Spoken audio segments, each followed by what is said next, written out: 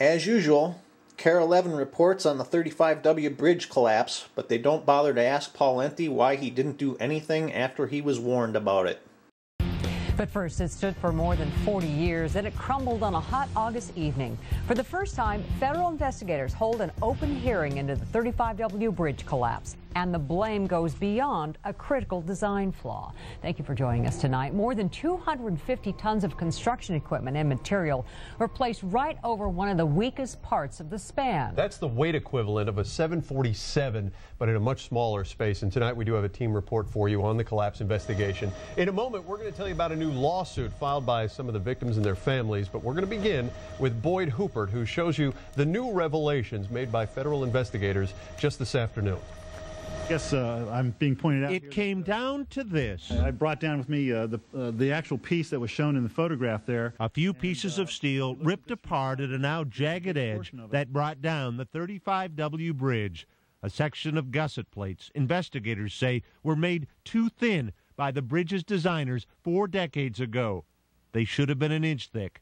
They were half that. This is a clear indication of an initial event. Photos taken years before the collapse had shown the plates bowing. But why, on August 1st, 2007, did they finally give way? This is historically the heaviest load. We believe historically the heaviest load the bridge has ever held. According to investigators, by the day of the collapse, more than 500,000 pounds of construction materials had been stockpiled directly over the gusset plates that failed. Would you characterize this as an extraordinary load?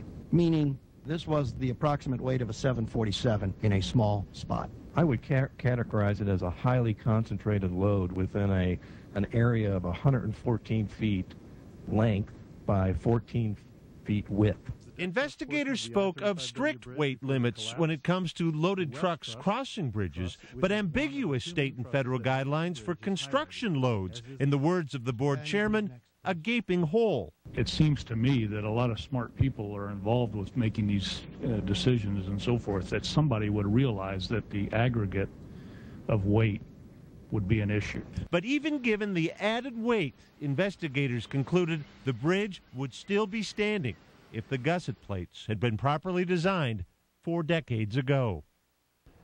NTSB investigators said corrosion was found on parts of the bridge, but not on the parts of the gusset plates that fractured. The results of the investigation are already changing federal guidelines, especially regarding the weight of construction material and equipment and whether a bridge is strong enough to hold them. The hearing will continue tomorrow.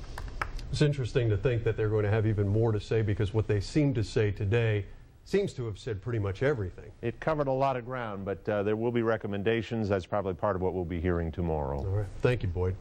Pawlenty was too busy trying to raise money for John McCain in an effort to become vice president. A lot of good that did Minnesota. Well, the collapse killed 13 people, injured 145 others. And now several of those victims are going to court, but MnDOT is not the target of their lawsuit. KARE 11's Scott Soroka continues our team report with a look at the 2 companies they blame for the bridge collapse. It has been 470 days since the 35W bridge collapsed and fell into the Mississippi River, killing 13 people and injuring 145. Today, an attorney representing the family of one of the deceased and 3 of those injured filed suit. The victims weren't at fault. They didn't cause this. Attorney Jim Schwabel's suits lay blame on 2 companies. The first, California-based engineering firm URS. They basically blew it. They had the responsibility of evaluating the strength of this bridge, and they ignored very clear signals. Not only the buckling of the gusset plates, but severe corrosion. Lawyers have also produced a URS memo dated September of '05 with a note that says gusset plate buckling. If this occurs, it is not catastrophic. A URS spokesperson said, as a matter of company policy, we do not comment on pending litigation. Schwabel's firm also named St. Michael-based PCI in the suit. PCI was brought in, and they failed to pay attention to how they were loading up this bridge and the effect of what they were removing. Lawyers contend the massive weight construction crews put on the bridge contributed to the collapse. A PCI lawyer released a statement saying, quote, "The problem was not PCI's construction load, but the fact that the gusset plates were too thin." I had my cheek reconstructed. It's held in place by 3 small screws. Linda Paul is one of the survivors who is now a plaintiff. I saw the deck separate. UPS driver Bill Wagner is another. He suffered 3 broken ribs and a punctured lung. The family of Paul Eichstad, the Tasty truck driver who died last August 1st, also filed a lawsuit this morning, 463 days after the 35W bridge collapse.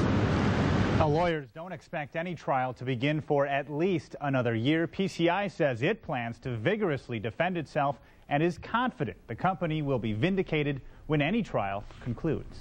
All right. Thank you, Scott.